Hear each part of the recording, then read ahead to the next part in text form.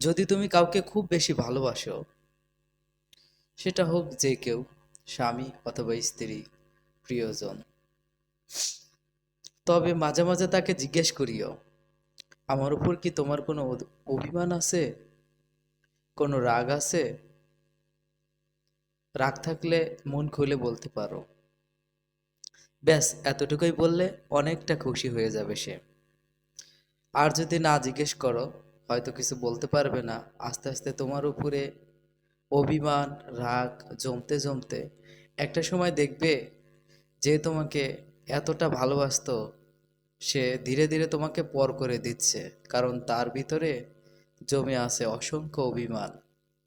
আর এই অভিমানের খোঁজ তুমি একবারও নাওনি, যার কারণে তোমায় তার হৃদয় থেকে তোমাকে আস্তে আস্তে বিচ্ছিন্ন করে দিবে। কথাটা মনে রেখো। অভিমান এমন একটা জিনিস, কিছু কিছু লোক আছে কাউকে দেখাতেও চায় না, কাউকে বুঝতেও দিতে চায় না। আর সেটা যদি অভিমানটা জমে জমে আকাশ পাহাড় পরিমাণ হয়ে যায়, তাহলে একদিন দেখবে তোমাকে একটু দূরত্ব বজায় করে দিয়েছে।